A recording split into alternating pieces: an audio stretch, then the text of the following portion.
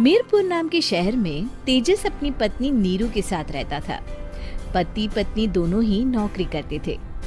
एक दिन तेजस गांव अपनी माँ के पास फोन करता है। हेलो, प्रणाम माँ।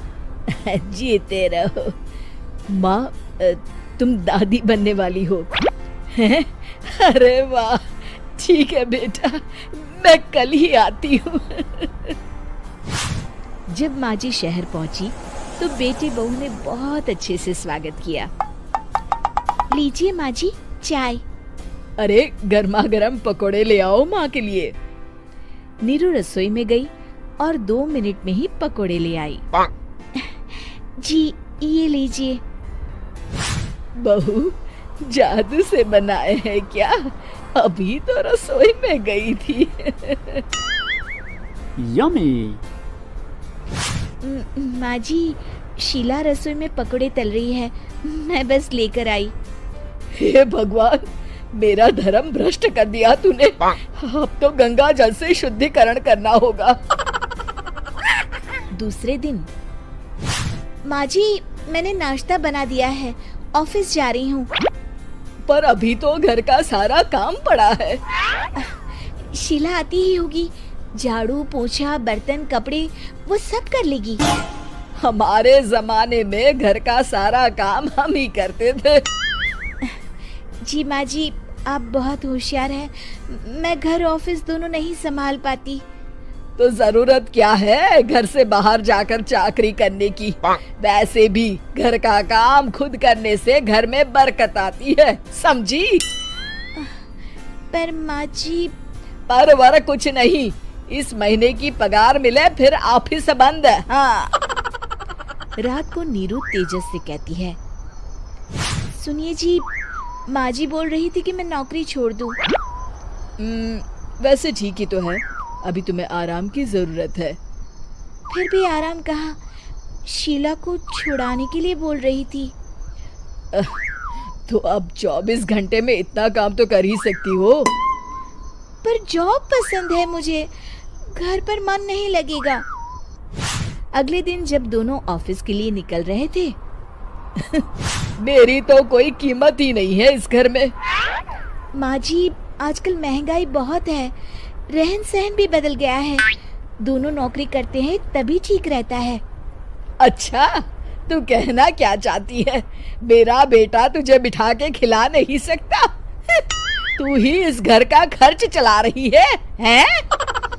नहीं माँ जी, मेरा वो मतलब नहीं था। मतलब खूब समझती हूँ, ये बाल धूप में सफेद नहीं किए मैंने। हाँ। अब तो ये रोज का काम हो गया था। तेजस भी रोज की झिकझिक से परेशान हो गया था। एक दिन उसने कहा, नीरू, वैसे भी तुम्हें मैटरनिटी लीव मिलने वाली है, तो अभी से ही छुट्टी ले लो। पर क्या, मेरी सैलरी अच्छी खासी है। आखिर नीरू ने रिजाइन कर दिया। जब बच्चा हुआ तो घर में सब बहुत खुश हुए। कुछ दिनों बाद तेजस फाइल देख रहा था। क्या हुआ तेजस, कुछ परेशान लग रहे हो? हाँ, वो हमारी जितनी सेविंग्स थी वो तो हॉस्पिटल में और छठी के फंक्शन में खत्म हो गई है नीरू। और अभी वैसे मंदी चल रही है तो मैं बोल रही थी कल मुन्ना को हेपेटाइटिस का टीका लगवाना है। नीरू, क्या पोस्टपोन नहीं कर सकते? नहीं जी, बिल्कुल नहीं। अब तेजस को समझ में आ रहा था कि उससे गलती हुई है। पैसों की कमी का असर घर के माहौल पर भी पड़ रहा था। अगले दिन, बेटा मेरा चश्मा और ये दवाइयाँ ले आना, पर्चा देते हुए माँ जी ने कहा। जी। तेजस, मुन्ना के लिए दूध का डिब्बा और डायपर भी ले आना, और ये किराने के सामान की लिस्ट है, इसे भी लाना है। तेजस गुस्से में लिस्ट मरोड़कर फेंकता है और चिल्लाता है, पैसे क्या पेड़ पर उगते हैं? ये ले आना, वो ले आना।